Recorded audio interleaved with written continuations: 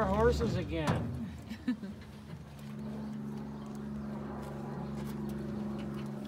There's our four of our zebras here. We have 10 of them altogether. We have both kinds of zebras. We have the black zebras with the white stripes and the white stripes with the white ones with the black stripes. Can you tell the difference? No.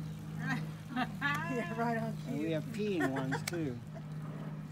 Yeah, we have 3 up there, 4 here, so that's 7. And we have 2 more in the other enclosure. So I think the male is missing. Anyway, there are a little bit of differences. Some have just black and white stripes, but some have little faint stripes in between too. But they're all northern. Why not? Let's have a pea party. Picture day. We'll have a pea party. Yeah, that's right. They're posing for you. We'll have a pea party, right? Yep. So a zebra is like a horse, of course. They are, you know, he's heard that joke before. Oh, look at that one has a little swirl on its forehead. Kind of looks like a third eye. It's kind of neat. Cruise director, please. One director. Go ahead. And is the symbol of the nation of Namibia. There's 2 more up on the hill up there too, I see. A little healthier. This one's having a little bit of health trouble, but the other ones are real healthy up here. Can you see the ones up on the hill? Mm-hmm. They're really, really pretty. I think I'm going to back up a little bit. You might get a little bit better view, and then we'll see the zebras a little better too.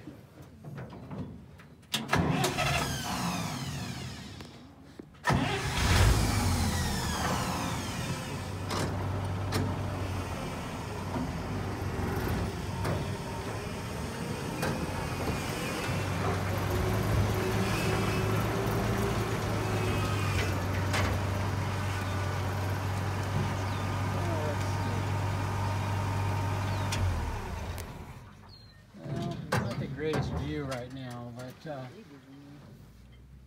oh, we have a big animal inside here. So the animal that's in the little barn here, that's my friend Hammer. So Hammer, which I'm sorry he's not showing himself off right now, is an eland. He's our big bull eland. He's our big boy. The eland are one place I will not get out. We love these animals, especially these ones here, but we have to give them a lot of respect.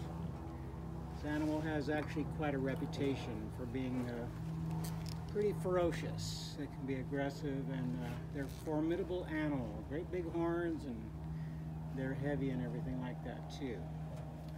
These are Cape buffalo. I often have guests that call them water buffalo, which is not correct. Water buffalo are buffalo, they're true buffalo, not like the North American bison, which is related to buffalo, but properly speaking, they're not considered a buffalo. Water buffalo are Asian animals, and they're domesticated. They use them for their milk and as draft animals, pulling plows on their farms and such. These are African animals. These are from the southern part of the continent of Africa, and they are emphatically wild animals. Very ferocious too. The big one in here on the left is the big bull. His name is Oak. He's our big bull. Look at that. It's not like they're mean or they're bad or anything like that. Although they get picked on too.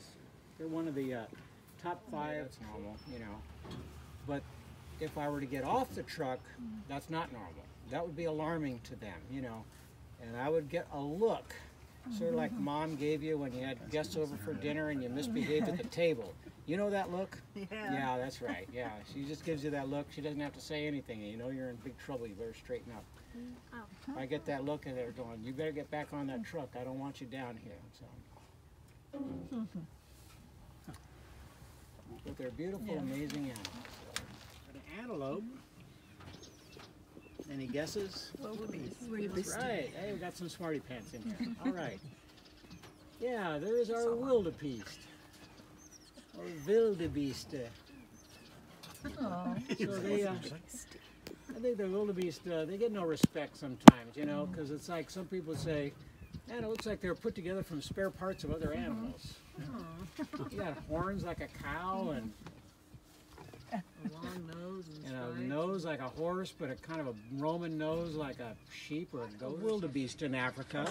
And also they're very prolific breeders. They increase their population by about 20% per year. The way they do that is all the females go into season at the same time, sort of like the girls in the girls' dorm, I guess. And remember, they have one male, the dominant male. Papa gets busy. So he gets real busy, makes as many of them pregnant as he can. So they all get pregnant. They all give birth at the same time. By the way, a wildebeest baby can stand up and walk right away, unlike the stashers. It's very good because they need to keep up. Mama's very protective of them, but the stragglers that get left behind are the ones that are going to get eaten. So I sometimes tell the story that I went on a trip in last April. I was gone 3 weeks. There were no baby wildebeest. When I came back, there were 5, all the same size. So I came back to find 5 new news. And here at Safari West, new news is good news. Thank you very much. So yeah, anyway, they have a tough way to go, you know, but they do all right. Now, these particular animals, these blue wildebeest, where they live, they go through a dry season where the water dries up and the grass all dies, so they have nothing to drink or eat. So they need to go find greener pastures. So there's something in their head. They got a calendar or a clock in their head, and they go, today's the day, we're going to go find some greener pastures. So they get together all at once, millions of animals, millions, along with some zebras and some antelope and things. So many animals they can be seen from space. And they all go on that march together. It's an 1,800-mile march. It's called the Great Migration. Along the way, this big line of animals going across the continent of Africa, they're being followed by predators, by lions and hyenas and wild dogs and leopards and things like that. So they have it. So the babies have got to keep up. And they do pretty well. Now, if a lion is following him, decides he wants wildebeest for lunch, he can only eat one at a time.